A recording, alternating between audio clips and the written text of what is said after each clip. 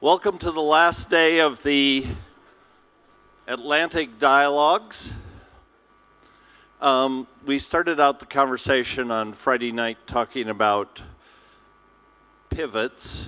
Now we're talking about the big pivot, the role of Asia in this region. Again, excellent panel of people that we've put together. And we've also asked our good friend Gideon Rachman of the FT to be the moderator. We've really brought the kind of A-list moderators with us on this trip. So, Gideon, it's all yours.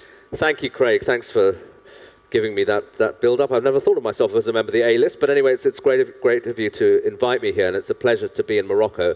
And thanks to all of you for getting up relatively early on a Sunday morning, though we've all benefited from the extra hour. It's been a really interesting couple of days talking about the Atlantic, but I guess a lot of the discussions have inevitably been intra-Atlantic. It's almost as if the Atlantic's a big lake with Europe on one side and the Americas on the other, north and south. But of course, the world's not like that. We know that one of the dominant themes of the next decades, maybe of the next century, is the rise of Asia as an economic player and as a political player. And of course, that's going to affect everybody in the Atlantic as well. And that's what this morning's session is about. It's about how Asia is going to be a player within the Atlantic. I'll introduce our panel in a moment, but I have to, if I can have a few sort of brief personal reminiscences about travels in the area, it's certainly been very striking for me that Chinese power and Asian power generally is now very visible in the Atlantic. I was recently in the Cayman Islands for reasons I won't elaborate on, but it was quite striking there that the port was being redeveloped by a Chinese company.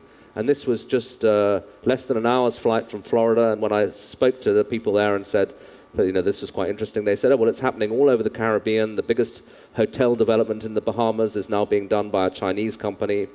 And this was an area that we thought of as America's backyard, and yet here the Chinese presence was very visible.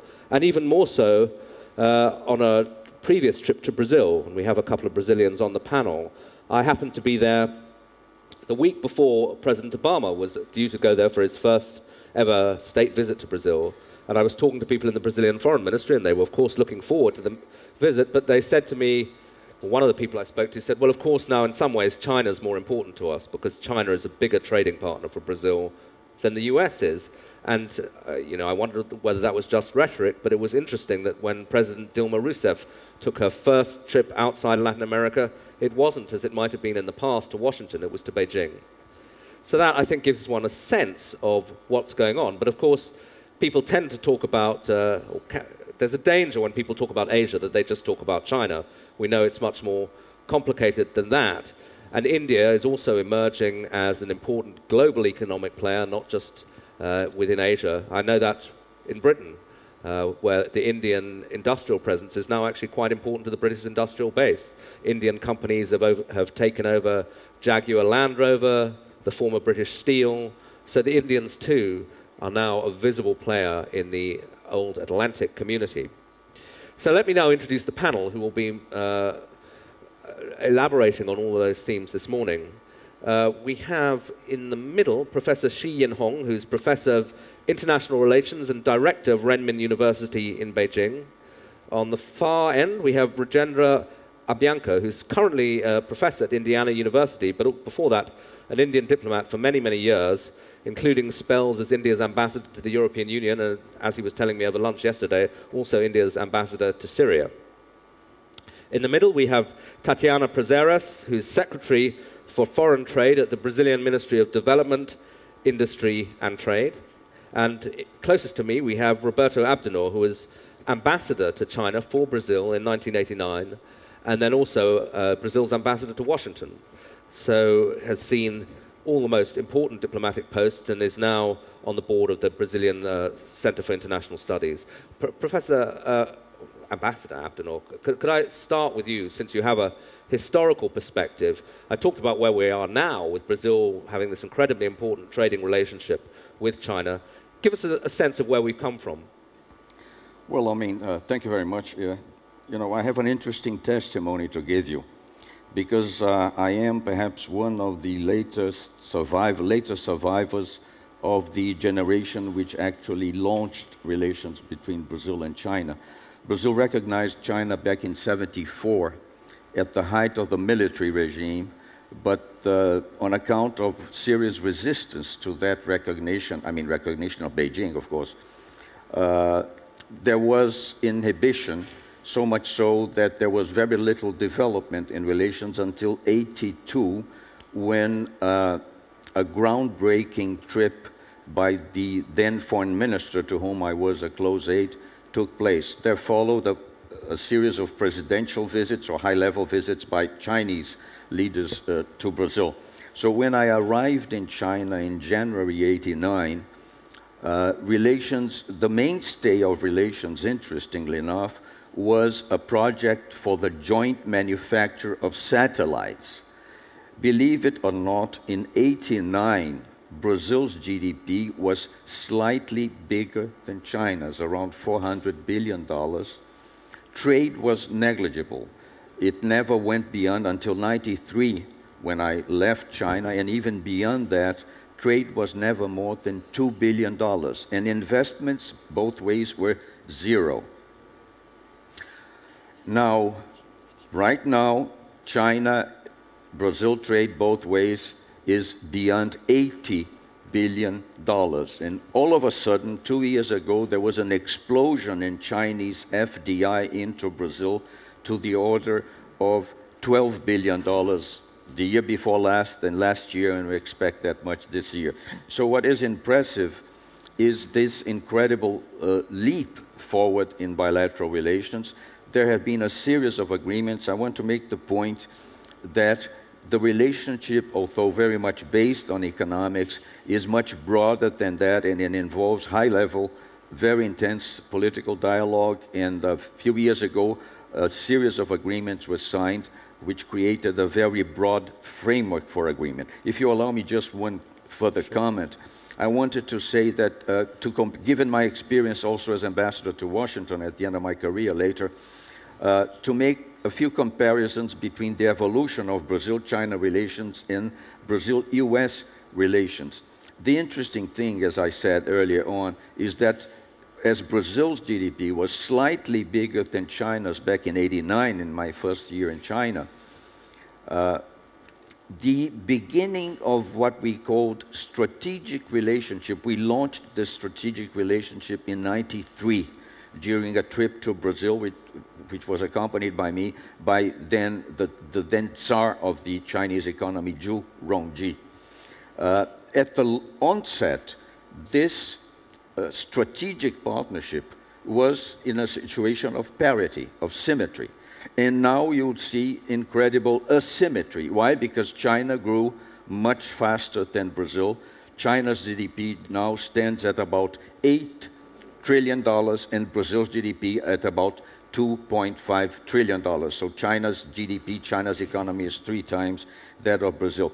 The interesting comparison with the United States is that relations between Brazil and the United States, which were extremely asymmetrical, continue to be asymmetrical, of course, because the United States is much bigger than Brazil, but the dynamics of the relationship have changed enormously because there is much more sense of mutuality. There's less imbalance between Brazil and the United States.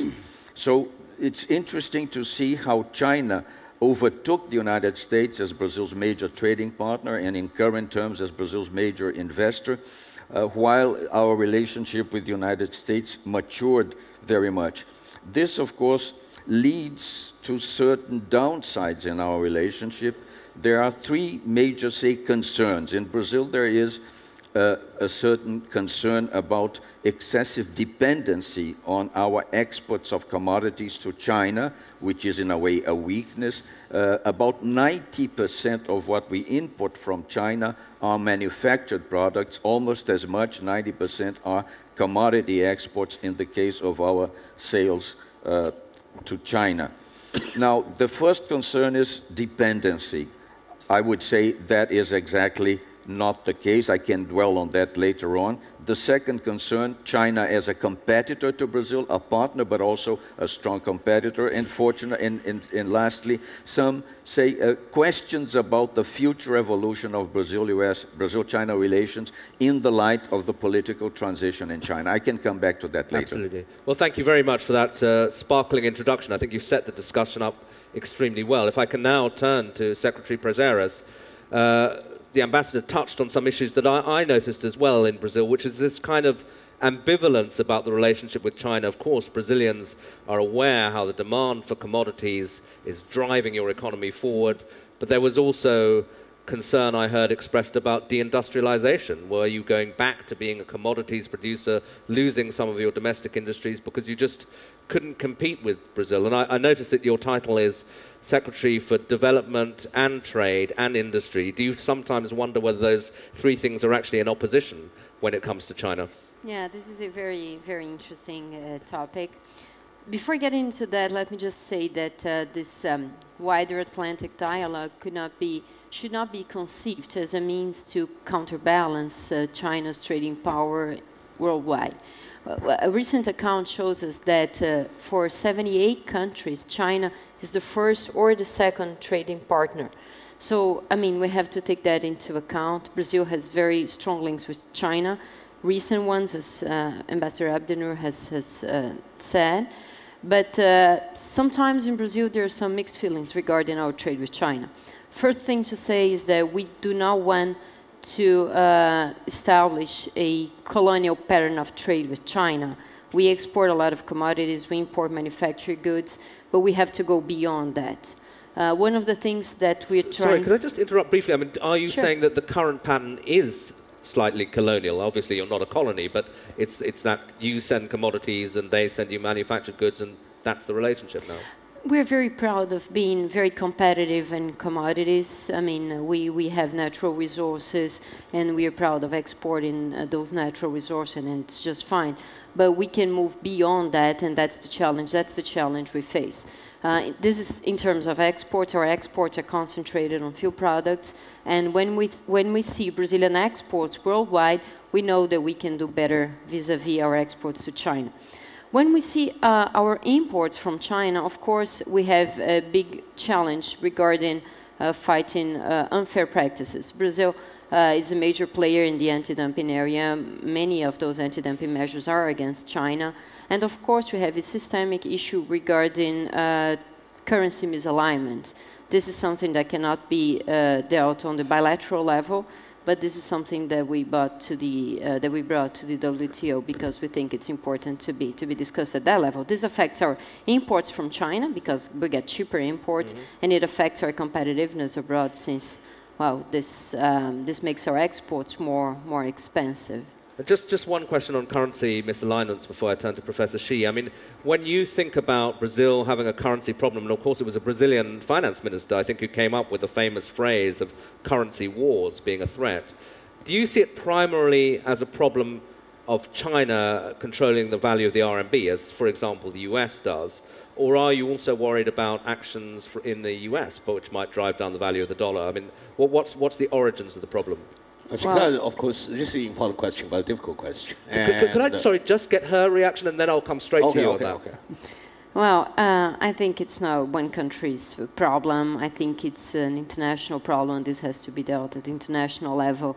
And, I mean, well, of course, we're facing an international crisis. Countries try to react as they can to this situation. At this particular point, we know, I mean, countries that have undervalued currencies, but we're not worried about, at this particular moment, again, it's a systemic issue. It's something that has to be addressed for the long term. Of course, it affects us now, but it's not about a finger pointing. It's just about flagging an issue that has never been part of the international trade rules, and it has to be taken into account. Okay, Professor Xi, sorry, I could bring you in now.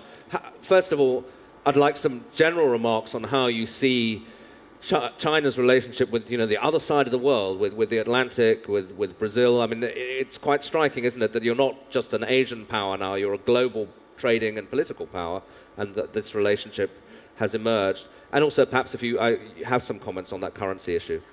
I think I fully agree with what the ambassador said and what the minister said. And China's rising power and have dramatically, rapidly increasing political and economic relation with Brazil, and just like with India. And I think that the Chinese government and China's opinion know very clearly that this is very much beneficial for China's economic position as well as political position in the world. But of course, and because and Brazil have a huge economy, China have even greater economy. In this very complicated and especially dynamic, trade relations, we have some problems. And one thing is that, and for several years, we feel and more clearly our developing, friends and Brazil's Indians and other countries and in Asia and the Middle East and Latin America, and began to complain and their trade, the deficit with China. But one fact is certain, compared with the complaints from our American and European friends, I think that their complaints is real, but much, much nicer in China's perspective. And I think the Chinese government principally committed, especially as early as 2005 by Hu Jintao himself, China will do more and more things, and which is required by our foreign partners, also permitted by Chinese economy to take measures gradually to reduce the Chinese trade surplus. Of course, and this is not up to now have achieved so good, so wonderful results. But compared with 5 years ago, even 10 years ago, and China really make Chinese currency become much more flexible. And for example, the exchange rates with US dollars, and in the past 5 years, raised more than 25%. And this, if you consider China's own economic problems at home, and this is not so great achievement, but still a substantial great achievements. But of course, we know that complaints and all over the world, against China, and exchange rates, and for example, the emission into the atmosphere, and so on. So this means that China's international environment become more demanding. But at the same time, I personally think that we have do a lot of things, but with the pace which should be quicker in the future. Okay. So you get a sense there of a China that's prepared to listen to what you call some of the complaints of its trading partners. Well, we listened to these complaints for years. But also, it sounds like you're prepared to adapt slightly. I mean, you mentioned that this is domestic difficulties, and every government is in a dilemma, and there's international requirement, there's domestic requirement. If you do things, our foreign friends smile, and then maybe a large part of Chinese public will complain.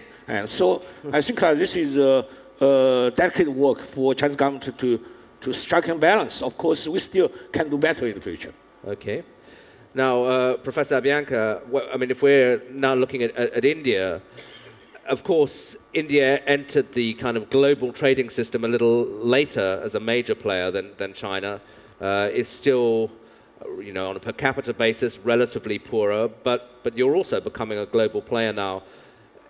Do you think Indian companies and the Indian government, as it looks at the future of the Indian economy, is now, as China already is, looking at the Atlantic, or is it a bit premature? Say that again.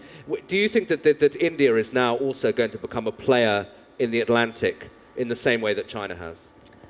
Well, let me start by saying that India is not new to the Atlantic. Yeah. It goes back to South Africa and Mahatma Gandhi's political struggle there. So it's not an unknown continent for us, at least the continent of Africa. We've also had, since 1964, an Indian Technical and Economic Cooperation Program, which has been operated in almost every country in Africa. Don't forget that when India became independent, there were only 4 independent countries in Africa. And we have been through that entire period with all the African countries on anti-colonialism and anti-apartheid. So we are not a new player in that sense, but we are a new player because in the sense that while we shared our knowledge in terms of through our program, our investments and building a portfolio for a very thirsty and growing economy is a feature since, let's say, 91, when we started liberalizing our economy. And now I think Indian companies have become big players, as you mentioned yourself, in the UK, of course, but also in Africa and in Brazil and a number of other countries. Now, we've heard that certainly when it comes to the Chinese relationship with Brazil, it's quite a simple one to characterize: a huge Chinese appetite for commodities and an appetite to then sell manufactured goods to Latin America and the other parts of the Atlantic. What do you think India is looking for? Is it also commodities, food, or is it a more complex relationship? Well, I think India is also looking for primary materials and things to sustain the industrial growth, but it's not just that. It's also a cooperation that goes beyond just primary material exports, because actually as far as China is concerned, we are exporting primary materials and we are also exporting products. Similarly, China is doing the same thing, so it's a mixed bag. Mm-hmm. Okay. Ambassador, perhaps I could ask you a little bit about some of the political implications of this, because we heard there about India's historic identity with the global south and so on. And at times, perhaps say during the Copenhagen climate talks, there was a sense that there was an identity between India, China, and Latin America as developing countries that had a similar outlook. Is that still an identity that kind of works in global politics, the global south, or has that now been overtaken? Well, I don't think we should exaggerate the importance of the South. I think the world should not, in a globalized economy, in a globalized world, I don't think it makes sense to think in terms of North versus South. It doesn't make sense anymore after the end of the Cold War to think in terms of East versus West. So I think we have to be careful to avoid some simplifying concepts. But undoubtedly there is more, many people question the BRICS. They say, well, this is foolish. There are no common grounds between Brazil, India, China, South Africa. Yes, there are.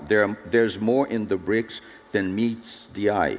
And so much so that you see that on economic, on climate issues, also on some political issues, there is, I wouldn't say a common platform, but there is a commonality of interests and similar positions. And diplomatically, I mean, you've been ambassador in Washington and also in Beijing. Is Brazil equidistant between China and the US, or does it feel close to the US? Well, I would say we are equidistant because each is a different type of relationship. I think it is a simplification to say that China became more important than the United States to Brazil. Brazil-US relations have a long history and are in many ways much more comprehensive than the relations between Brazil and China, which are very much focused now on the economy. We have a broader relationship with the United States. If I may just add one note, it was very interesting for me as ambassador to Washington. The single most sought after topic when I had to speak very frequently about Brazil's foreign policy before various audiences, was a very high level of concern about China's emergence and China's influence and presence in Latin America. As regards Brazil, I say China has no influence whatsoever. It's not a matter of influence. It's a matter of trade, of concrete relations. China is not anymore an exporter of ideology. Neither would Brazil be ready to be influenced by anybody else's ideology. So politically, both relations are very important. As I said, the relationship with China must be seen in the broader context of the high political context, some similarities, our encounters in various fora like the G20, the BRICS.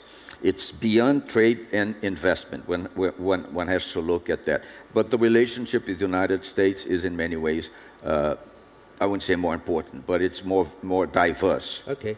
Professor Shi, I mean, how do you see relationships with the Americas, not the US, but the rest of the Americas? Because, of course, China's made a huge effort to build a special relationship with Africa. You have the Africa-China summits. Do you think in time you might have Africa-Americas summits where China also makes a similar diplomatic outreach in that part of the world? I think that since Deng Xiaoping launched open door and reform, especially in the past 10 or 15 years, China, one aspect of China's national life become more and more prominent. That is so-called the go-out approach. And we go out, investment and trade, and especially for energy and minerals, go to Latin America, go to Africa, and go to Middle East. And I think that now, and if in terms of trade and investment, and China's direct investment, I think that the China's relation with, the Latin American countries and with African countries already become very much substantial. And this is very much, and in general, is beneficial to China as well as to Brazil and to other countries in Africa and Latin America. But of course, at the same time, and there are some complications. In the global geopolitics, China is extremely prudent. Never do anything in the nature of strategic in Latin America because, geographic matters, geographical distance matters. Latin America strategically are too far away from China. China up to now, and I think that in the future, we have definitely no strategic interests, strictly speaking, in Latin America. We have a few strategic interests in in Africa. So also we know that sometimes strategically speaking, superpower United States are very jealous, sensitive, and we do nothing in Latin America. One concern is that we will do nothing, to unnecessarily bring our American friends in Washington, D.C. are too nervous. And in Africa, I think the situation a little different because the United States itself do so little economically, politically, even strategically, and for so many years up to now. Although this conference yesterday invited the American African commander, but so little. So I think that in Africa, China have no much concern to do things, economic things, diplomacy things, and to make our American friends too nervous because they do so little. But one thing is certain, China increasingly and consider European opinion, European government's attitude, and about China's behavior in Africa. Sometimes we refuse their criticism. Sometimes we consider their criticism are quite plausible. And especially whether in Latin America and in Africa. And I think the Chinese government generally is quite, reasonable and quite know, what importance prudence should have. But Chinese state enterprise and Chinese, middle and small businessmen and a few Chinese smugglers, they sometimes do things in a long-pound fashion and began to increase the native people's complaints and even, some unfortunate perspective about China. I think that this is, in long term, this is our, very serious challenge because, and whether history or geography made, China's investment and economic presence in Latin America, in Africa, without much cultural support. Okay. And this is very serious long-term challenge to China. Okay, thank you. So China, as yet, has no desire to develop a strategic interest in Latin America because of course, definitely because no, it's too sensitive with the Americans. No, it's too sensitive. Okay, so Latin America is not important strategically for China. Okay, Secretary Prazeres, I'll just like to ask you a final question and then turn to the audience. As I mentioned earlier, there is a slight tendency to just use the words Asia and China interchangeably. We all know it's rather more complicated than that. So can you give us a sense of the other Asian relationships that Brazil is developing with India, Japan, South Korea, and so on, and how they perhaps fit in with the relationship with China? Sure. First, let me say that in the last 10 years, China gained 10 positions in the ranking of Brazil's export markets. It is, of course, very important for us, but this does not mean that our trade with other countries has diminished. Our trade with the U.S., just to build on what has been said, has been growing at a very fast pace. It reached last year a record in terms of volume and value. And this is very important for us. We have a more diversified trade in terms of trading partners. And again, this has helped Brazil to go through the international crisis of 2008, 2009, and puts us in a better position now than we were previously. So in absolute terms, trade has been growing with different countries, including the United States. in relative terms, China has been gaining more and more importance as our trading partner. But when you see, I mean, the difference between the US and China for Brazil in terms of trade is a bit of the difference between quality and quantity. For the US, our trade is much more diversified. We have more small and medium companies selling to the United States. We have more companies doing business with the US than we have with China. We have more value-added products being transactionated with the US and with China. Well, it's a complex and diversified trade, and we want to foster that trade. This is true as well for other countries in the wider Atlantic. As for Asia, we have, of course, strong trade links with Japan, with India, and this year it's been very interesting to remark that for other Asian countries than China, our exports have been growing at a very fast pace.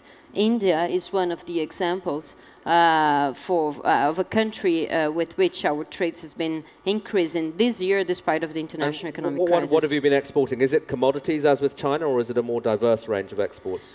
For Asia as a whole, we have a trade based on more basic products, but we've been able from time to time throughout the years to export more added value products to Asia, which is a challenge for us. Okay.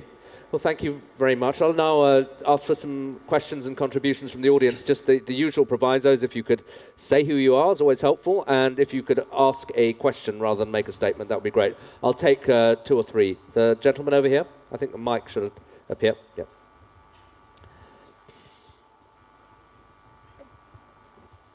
Yeah, my name is Emil Mayberg, attorney from Johannesburg. My question is for Professor Shi. You know, and I suppose everybody here knows, that China is often criticized in Africa for not helping with job creation. They go there, they help with huge construction projects, especially Mozambique, Angola, and in South Africa lately as well. Does China intend to change that attitude where it goes and undertakes construction projects where all the work is done by Chinese workers? All the signs that you see, for example, at the Maputo airport that China has built, all the construction signs are in Chinese, which causes a lot of resentment amongst local workers, and so much so that it's causing resentment in South Africa against other foreign direct investment. South Africa said, you know, we are looking towards Brazil with more suspicion as a result of the way that China has invested in Africa without bringing any benefits to the local population. So I'd just like to know if China intends to involve local communities more in the future. Okay, I'll let you answer that in a second. I'll just take a couple more questions and then we'll come to that. The gentleman at the back. My name is André Nasser from Brazil. So I'm a bit scared about this idea in the table that exporting commodities is a bad thing. It's a kind of a simple relation between Brazil and China, because actually that's not true. Because if we go back to the beginning of the 20s, when commodities were worth nothing, maybe we could say that.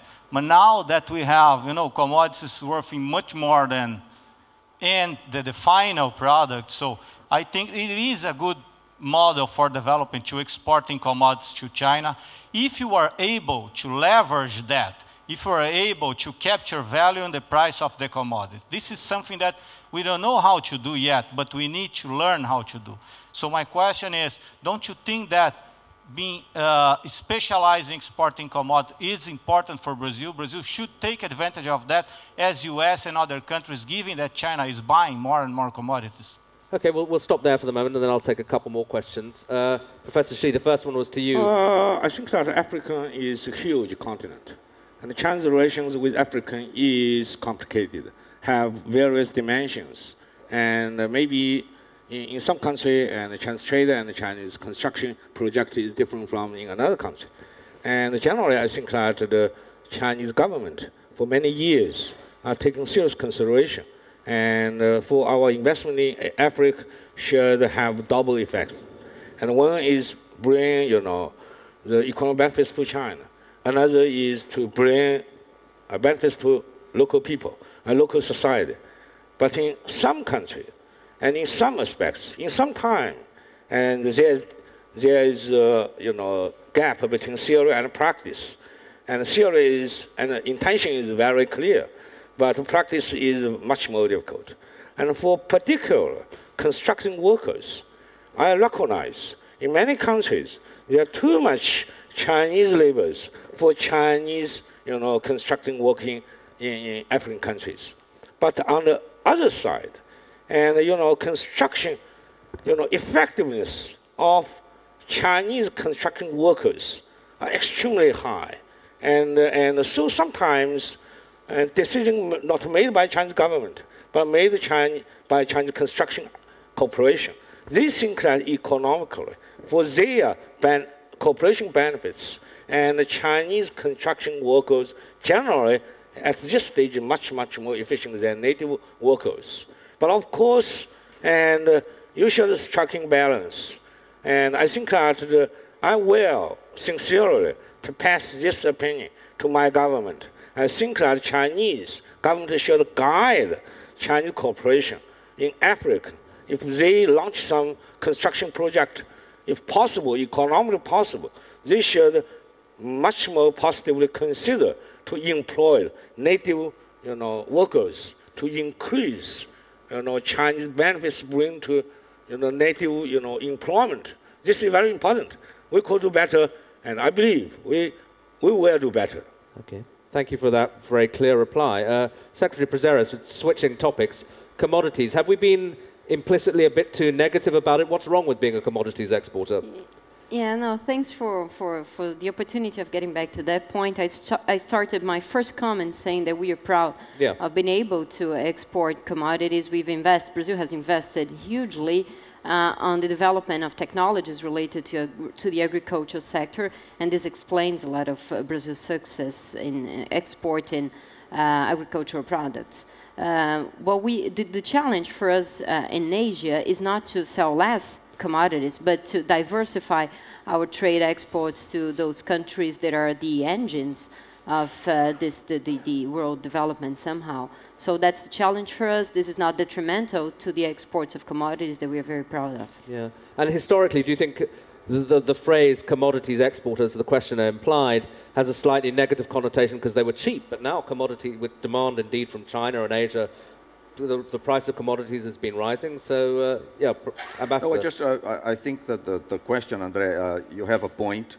That selling commodities is not bad in itself, very much to the contrary, and very much on account of the extraordinary increase in prices over the past few years, thanks in substantial part to Chinese demand. But the problem, as Tatiana said, is that we should not sell only commodities or depend excessively on commodities whose prices, although they have been increasing over the past few years, they fluctuate a lot. Now China is moving slowly but firmly towards a more consumption-oriented model, which might perhaps in the end lead to even higher prices for food products, foodstuffs. But say the price of iron ore is going down because of the slowdown in the construction industry in China. So, and besides commodity prices are defined by the international markets, by the stock exchanges. You do not set the prices. And commodities, the modern, extremely modern and efficient Brazil agribusiness is not a major employer. Industry employs much more people relatively than the commodity exporters. Okay, next round of questions. There was a lady at the back who wanted to ask something. Yep, over there. Thank you. I'm Marcela Donadillo from RESDAL, Latin American and Defense Network. I would like to comment on the Chinese strategic interest in Latin America. I wouldn't say that there is no strategic interest. When it comes to defense affairs, 1 out of 2 countries in the region has defense cooperative agreements with China. China is selling military equipment to several countries in the region. You are having military attaches almost in every country in the region. there is also a counterbalance policy in Central America regarding the question of Taiwan. And also in the case of Argentina, which is my country, huge delegations of the Army of China visit every year the Army of Argentina. So I would like you to deepen a little more on that question, because I don't know which the strategic interest is, but I wouldn't say that there is no strategic interest. Well, thank you for that interesting question. Gentleman in the front row. Thanks. My name is Carl Halding. I'm from the Stockholm Environment Institute. And I would like to pick up on what you said here, Ambassador, about the BRICS. There is more to that than meets the eye. And we spent 3 years after the Copenhagen meeting to try to understand how your 3 countries plus South Africa could come out on stage in Copenhagen without no one having noticed it beforehand. So we tracked back here what happened. And so I have 2 questions to you, us 3 out of those 4 in this alphabet soup of different acronyms. It's BRICS, it's BASIC, it's the WTO G20 group, and it's IBSA. So there are a lot of places where you guys in different constellations work together for different issues. So the first question is, following up on what you said, Ambassador, what are those aspects of proactive cooperation? Because when I talk to people around the world, we've done 100 interviews for a report we published a year ago about the cooperation in the BASIC group. There is a lot of nervousness and both from the north and from developing countries, from negotiators, from diplomats, about your being mostly disturbing some sort of progress, that you're not proactive and that you don't deliver constructive solutions. That's about one. The other question is about how do you cope in Africa together? So do you meet up there to join forces, or do you more compete? And how do you compete? And how do you solve that? Okay, thanks very much. That's fine. Professor, perhaps I could turn to you first for a sense of how the BRICS are viewed from India. We heard that the Brazilians take it very seriously, think there's something real there. Do you think there's something real there? Well, as he said, there are a number of groups in which we are interacting together. They are kind of issue related. So in climate change, we have the BASIC group, and BRICS is just a coinage on the part of someone who... Goldman Sachs, I think. Yeah. So they put us together.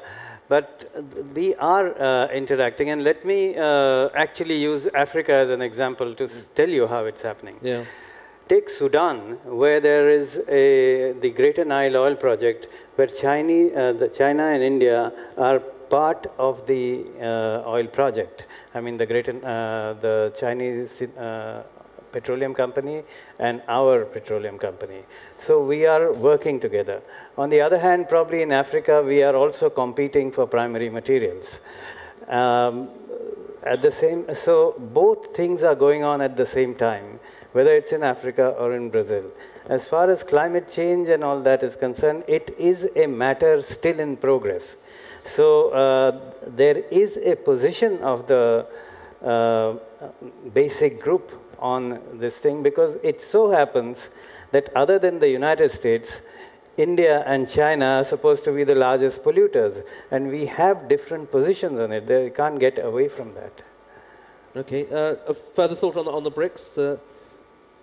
Well, I don't think that the BRICS are limited to, say, negative, defensive positions. As Professor rightly said, the climate change issue is very much a work in progress, and there are instances in which we act as developing countries, trying to strike a proper balance between, environmental concerns and our need to further develop our economies.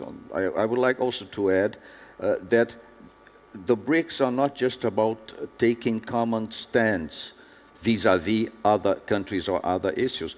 There are initiatives going on. For instance, there is, to my surprise, perhaps a rather ambitious idea, which is to establish a bank for the BRICS, by the BRICS, or by the BRICS for other developing countries as well.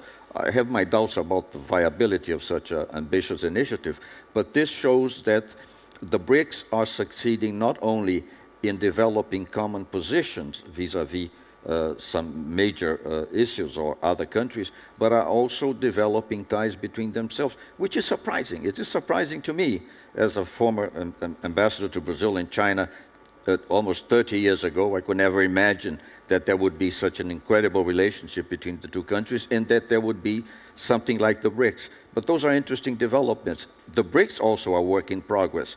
I am more optimistic than many people about the possibilities of the BRICS surviving and prospering over time without being unrealistic. Okay. Ambassador Xi, let me remind you the question back there. If China doesn't really have a strategic interest in Latin America, how come all these Chinese generals are showing up in Argentina?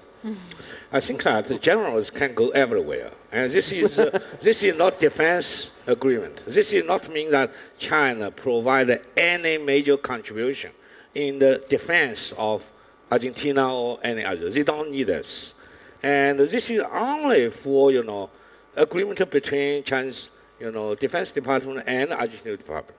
For what? I think that the general for commerce of specialized, you know, merchandise. This is arms, and generally and light arms, and not air force, not, you know, fighters, and not the warships, because I think that Argentina can produce most of them and or export from import from the United States or Europe. So this is a commercial agreement. But of course, and China have nothing strategic interests in this agreement. But of course, if some Latin American countries, they have their strategic interests domestically or sometimes internationally, I think that it's their rights. But China will continue to take great prudence, not involved in, you know, regional conflicts or tensions so distant from China. This is so clear. Ambassador, you wanted to say Just something? one brief point. There might seem to be a contradiction between what I said about the launching back in '93 of a strategic partnership between Brazil and China, and the fact that Professor Shi said that China has no strategic interests in Latin America. I think the word strategic is ambivalent. In our case, it was strategic, not in anything having to do with security issues. You mean long term, really? Rather Yes, I mean, because it was of the importance of the relationship. Right. With regard to military exchanges, it's only too natural. In the case of Brazil, our military in the past, on account of the Cold War, the Second World War, the Cold War, we were very much in the hands of the US military. So we have been trying to diversify our exchanges, our cooperation, and this does not in any way mean that we share a common security interest with China. Okay. It's unfortunate that Chinese leaders, contemporary leaders, too much love of words strategy. And when they say that, you know, Chinese government leaders declare Chinese strategic partnership, even comprehensive strategic partnership, with at least, I think, 100 countries in the world. This means they say that if we say something strategic, it means we pay great attention. We look into the, you know, long future. We, you know, advantages. Yeah, it doesn't mean military. You know, when generals, when, you know, soldiers say strategy, they mean this is strictly, you know, defined as something closely connected with military, closely connected with possibility of combat. But Chinese leaders not use this. For example, why now everyone knows that the China's relation with Japan is a great crisis and even have possibility of military conflict. But theoretically speaking, even between China and Japan, there is, accepted by both governments, win-win strategic partnership. This is strategy. Okay. This is their strategy, not soldier strategy. All right, useful clarification on the ambiguity of the word strategic. Now, let's just have, we've got about 10 minutes left, so perhaps the last round of questions. Yeah, at the back over there, and then the gentleman here.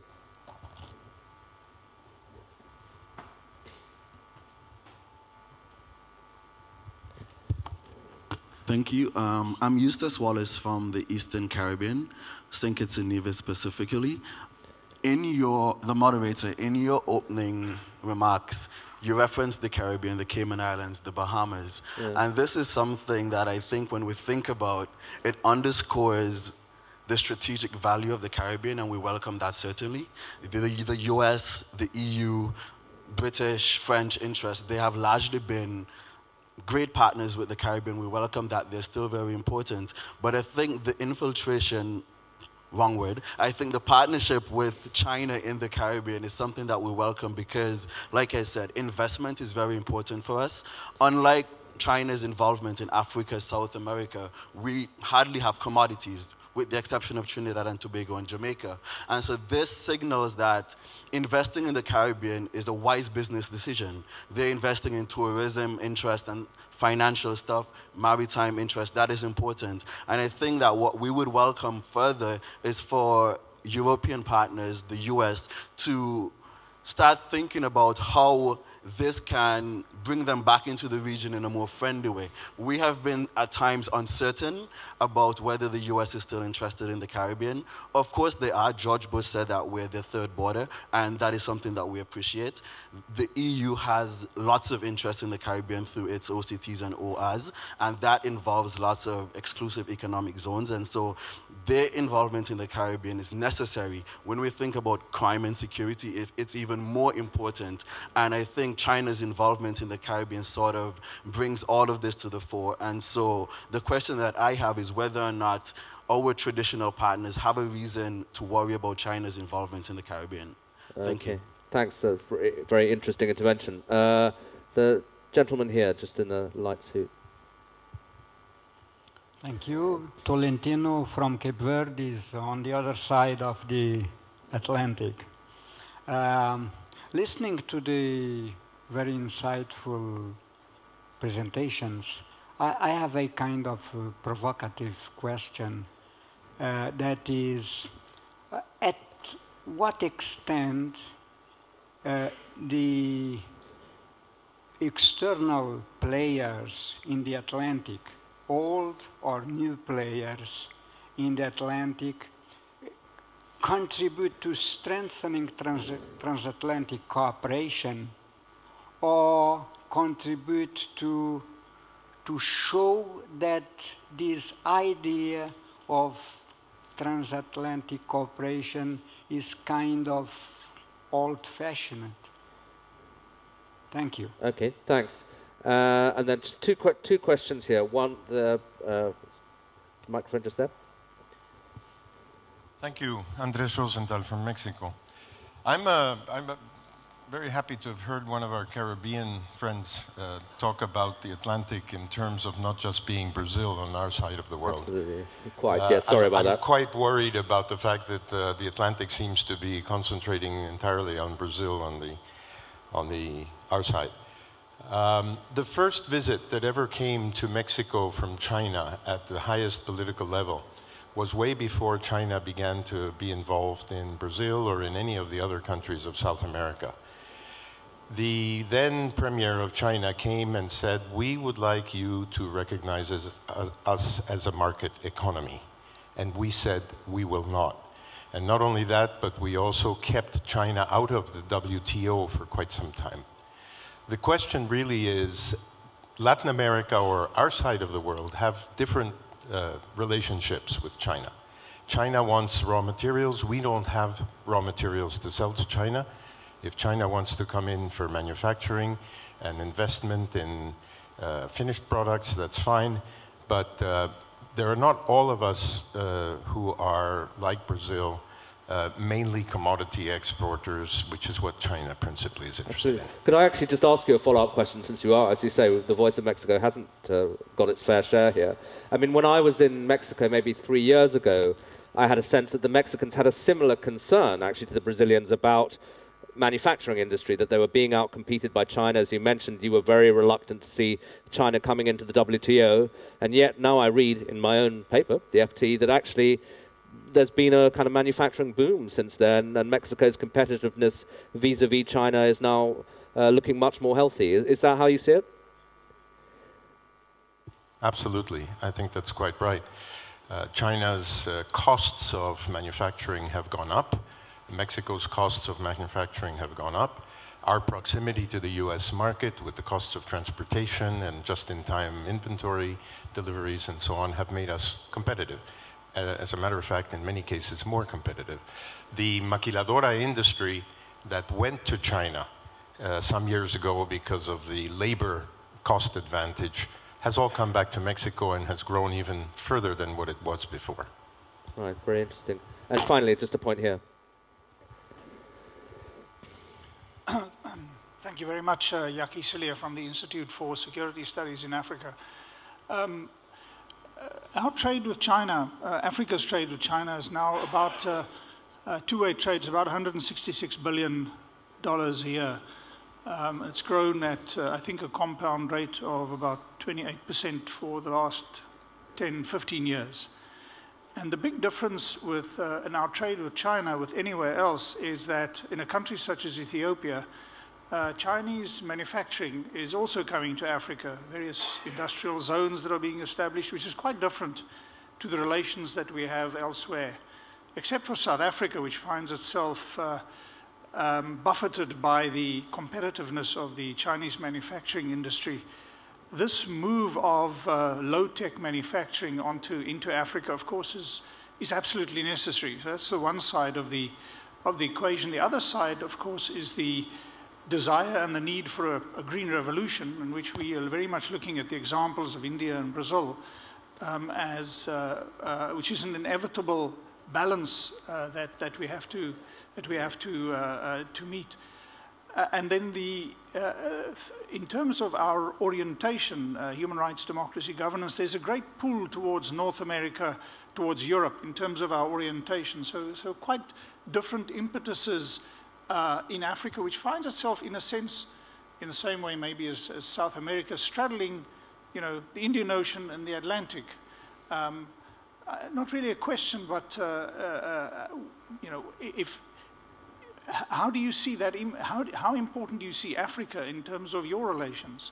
We are, as I understand it, particularly for China, we are something like Africa is 5 to 8 times less explored than any other continent in the world, which means, in that sense, we're only at the start of the commodities boom in Africa. Now, we, in that sense, compete maybe with China and with South America and others, but just some remarks with regard to our own relations. No, thanks. That's very helpful. We've had actually a rather rich array of points. I won't ask you all to respond to all of them in the remaining sort of 5 to 10 minutes that we have. But if you want to pick up on anything that you've heard here and then perhaps wrap it into your own concluding remarks, that would be great. But perhaps I'll start again with you, Ambassador. Thank you. Regarding the question from the gentleman from Cape Verde, I don't think that China's presence makes us try and move towards a broader Atlantic cooperation, because that stands by itself. We should not in any way have what would subtly be a negative approach to China, in the sense that, okay, China's presence should lead us to some counterbalancing. That's not the case. With regard to the comments by my good friend Ambassador Rosenthal from Mexico, he made an interesting point. We should not generalize. The relationship between each Latin American country and China is different from the others. There's a commonality, say, between Brazil and Argentina, because those are major commodity exporters and producers. Not so the case of Mexico, which is a highly industrialized country. We too are highly industrialized countries, but Mexico's foreign trade is based very much on manufacture, which is very good for Mexico. Now, the reason why we have been speaking with about Brazil here has to do with the fact that there are 2 Brazilians in the panel. One more handsome than the other, and the fact that Brazil, I presume, anybody please correct me if I'm wrong, but I think Brazil is the biggest partner to China and most of Asia in Latin America. Yeah. So it makes sense to speak about Brazil. Okay. Professor Shi, some concluding remarks. If I talk about China's interests in Africa, and this is definitely more, multidimensional, and even in this sense more richer than China's interest in Latin America. And first of all, we have a huge traditional diplomatic interest in Africa, and we want, as much as friends from different African countries. This is quite useful for China, and for example, in UN General Assembly, and also I think that China and this PRC have a long history, and in Africa, and since more than a year, and we have traditional, friends, and so this is important in Chinese eyes. And of course, third is economic interests, especially energy and mineral, and also I think that this connected with so-called issues like BRIC, and anyway, and the developing countries, and in first step, maybe developing giants. And why should not have more international saying in world political economy? Why they should not to have a little more cooperation and constructively to think about some, more, productive answers toward, global problems. And of course, and still every country, Mexico, China, India, and Brazil, and all of those countries are independent countries. We have independent foreign policy. And for example, over Iran nuclear program may be open, and China have, the nearer distance between Beijing and Washington. Occasionally, then, between China and Brazil, and also, and as two neighboring giants. And Russian and Indian have great benefits, progress, as well as big problems. And we are independent country. And but anyway, and I think that looking to the long future, and the rest of the world should have more saying and constructively and in world fields. Okay, thank you very much. Kind of rebalancing taking place. Is that how it feels in the big picture, Secretary Prazeres, and any other concluding remarks? Yes, I think of course, the emergence of Asian countries, of developing countries, generally speaking, reshape international institutions, and of course now it's clear for everyone that we have a voice. This has to be heard. I'd just like to take this 2 minutes to maybe avoid some oversimplification regarding our bilateral trade with China. First of all, yes, we an exporter. We export commodities to China, but among our 10 major products to China, there are aircrafts, for example. Right. So there is a potential for Brazil to grow and diversify our trade relations with China. In what concerns our imports from China, we import manufactured goods, but more than that, these manufactured goods are intermediate goods and capital goods. They're important for our industry in Brazil. So, well, things are more complicated than look like in the first glance. It's important to have in mind that imports from China contribute somehow to the competitiveness of Brazilian-owned industry. This is something that has to be considered. A last point here regarding investment. We talked a lot about trade, not a lot about investment. China's first wave of investment in Brazil was the most related to access to raw materials, to strategic resources for China. But now what we see more recently is an interest of China in access to the Brazilian market, to this important market of growing middle class, etc. So we are having more and more the kind of investment that we would like to see, which are related to developing this manufacturing sector in Brazil, to further development industries such as IT industry, telecommunications industry, automotive industry. So more than trade, our economic relationship with China has this important component of investment. Okay, thank you very much. Final thoughts from you, Ambassador. Thank you. India, Brazil, China, as well as the Western Atlantic, we all meet in the continent of Africa. I think we have to develop a vision for the continent of Africa, which I would call a green continent. Green in three senses. First, agriculture, the green revolution, where India and Brazil and the Western Atlantic also brings in a lot of things to put in there. Second, green in terms of using adaptive manufacturing technologies so that you actually have a green continent in that sense. Third, green in the sense of a syncretic quality of Islam, where it is possible to actually ensure that you reduce religious, civil, and ethnic strife. I think if one has to see how all of us can actually work together so that the gainers are intra-African, are Africans and not extra-African, which is what happens when the continent only exports or is seen as an exporter of primary products. The change in the image of Africa must start from a different vision by which we are able to deal with this thing.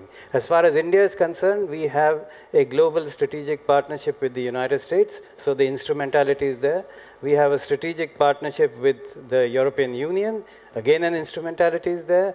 We have the IPSA forum and we have the BRICS. So I feel that we have to see how we can well, profitably and advantageously work in the South Atlantic, but in a way in which the entire continent of Africa really becomes the key to where this world is going from here.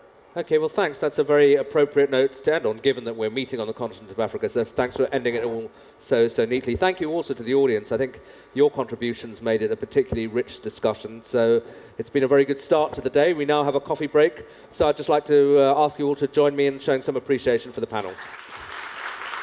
And join me in thanking Gideon. That was a terrific panel. As usual, Gideon, you did just a tremendous job. What a wonderful start to a Sunday morning. I can't believe how lively everyone is after a long night of discussions. Let's have some coffee. We'll even give you 25 minutes this time. And then we'll come back and we'll talk about Latin America. Thank you.